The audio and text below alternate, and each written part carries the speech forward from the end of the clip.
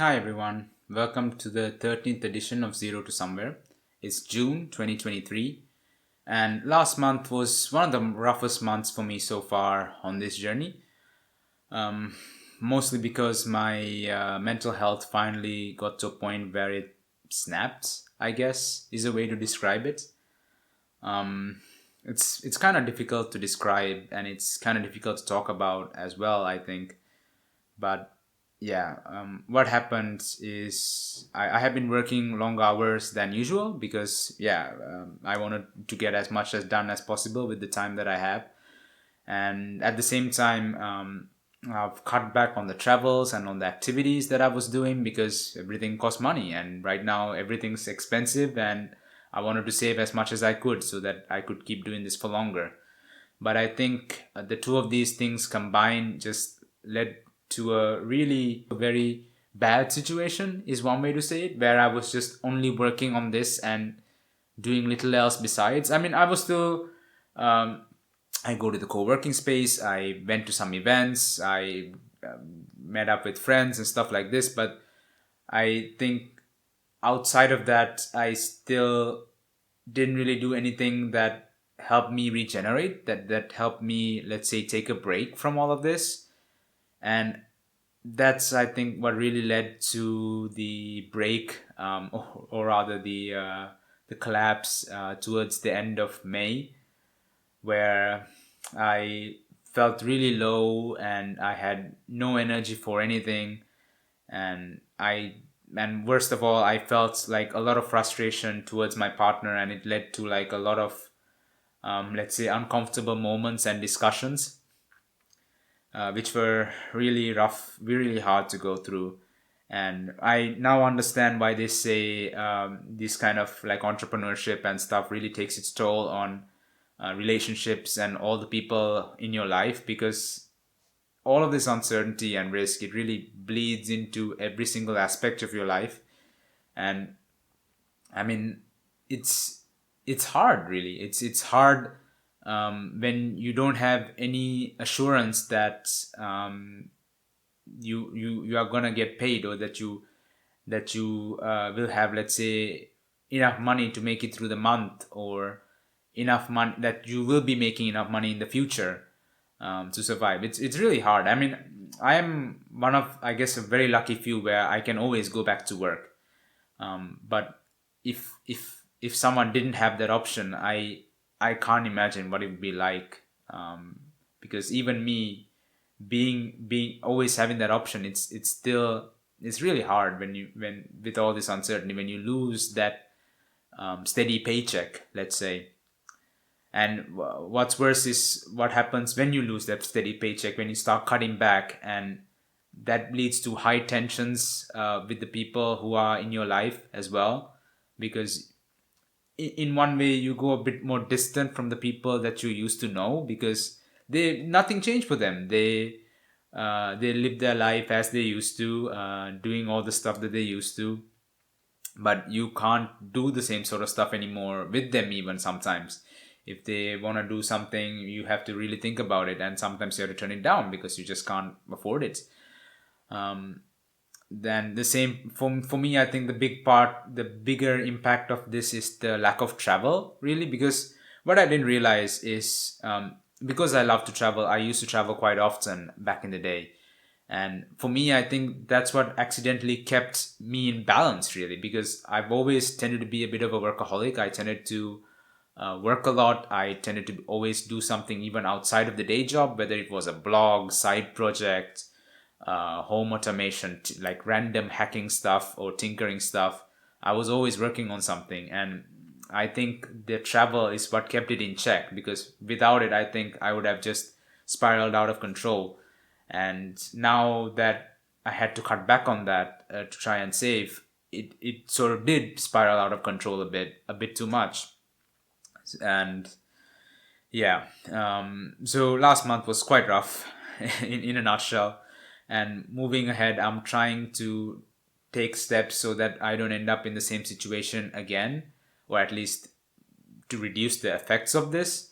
One thing is, I'm gonna try to work less every day so that I have a few hours at least every day to do something that I really enjoy that is not tied to work at all.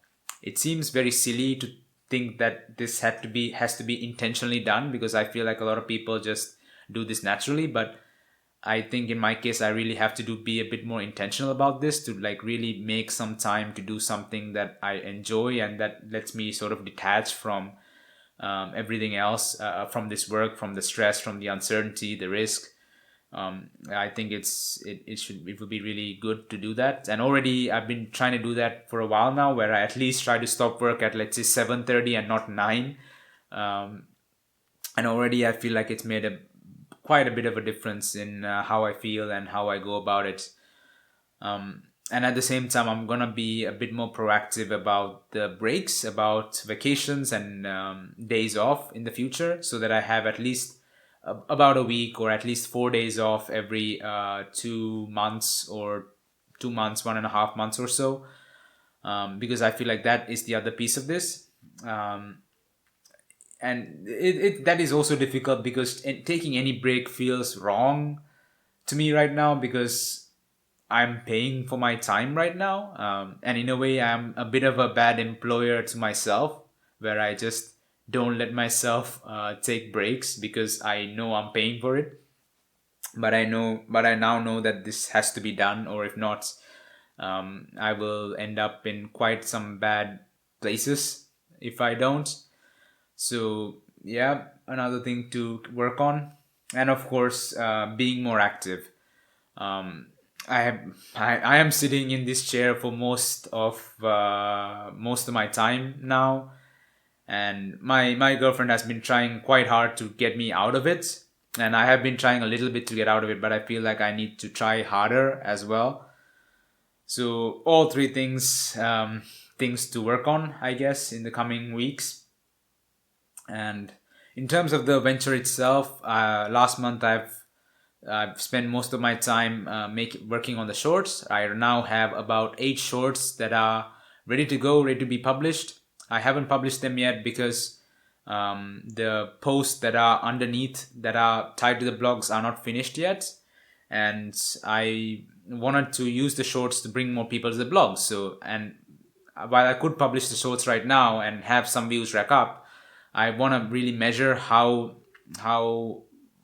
useful, or how well this works. So I want to have the post ready to go from the moment I publish the shorts. So once I finish with the post, hopefully by the end of this week, I guess I will push the shorts out. And honestly, it surprised me just how long it took for me to edit and put all of it together. And I have much bigger respect now for YouTubers and all these other video editors, because it is a time consuming process, this video editing business. And yeah but yeah, moving forwards, I also realized I really need to be a lot more focused. I've said that a couple of times before as well, but it's just, I guess, a hard thing for me to do, because I am always looking for ways to speed things up, to do things in a smarter, different way. But I guess sometimes there's no getting around the fact that it's just a grind and the work just has to be done one way or another. And since there's no one else to do it, I have to do it.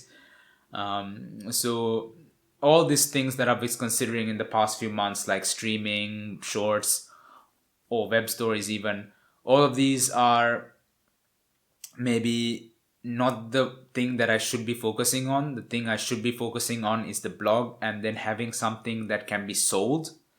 And until I get those things, all these other things doesn't really matter. Like, even if I get the shorts going, even if I got the streaming channel going, none of that matters if I have no way to generate revenue from it somehow. So I need to find that thing that I can sell, and I need to build that first. And that's what I'm going to devote all of my time moving forwards. It will result in some maybe dull vlogs, because all I would have to report is that, yeah, last month I wrote some blogs, and next month I'm going to write some more.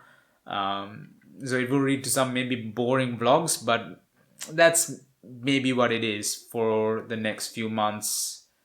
There's no getting around it, sadly.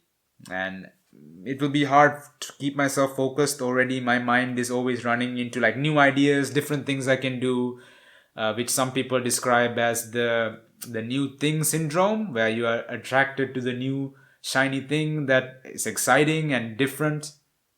But yeah, need to really control myself in this regard as well. So yeah, in the coming months, yeah, I'm gonna be writing a lot more posts, and maybe one thing that I will do a bit differently is I will try to be a lot more active in forums or Reddits or even Discords, to really directly reach people and try to gather their opinion and feedback on my work, on my posts, on whether this is actually the sort of stuff, sort of problems that they face, whether the post actually helps them in some way. Because I realize, as out of habit as well, I've kept to myself so far a lot. I haven't really reached out to the people. And even with the book or course that I'm planning to build, I plan to just build it without really reaching out to people. And now I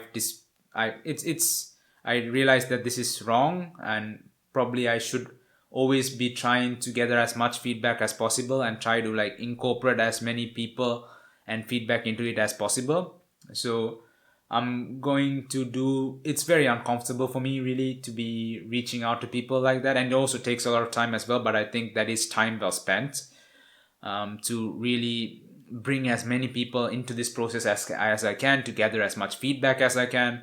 So to do that, I'm gonna bring comments to the blog to start with. I'm gonna try to reach out random people who I see on Reddit or Twitter and try to engage with them directly, try to maybe set up some, I don't know, maybe ask them a few questions or set up a few calls to like get their thoughts, to see what they really struggle with. So I'm gonna really dive into really getting into the audience even more than I have so far. And that's gonna be my coming months, which is blogging and watching people. Sounds a bit creepy maybe, but that is what it is. So until next time.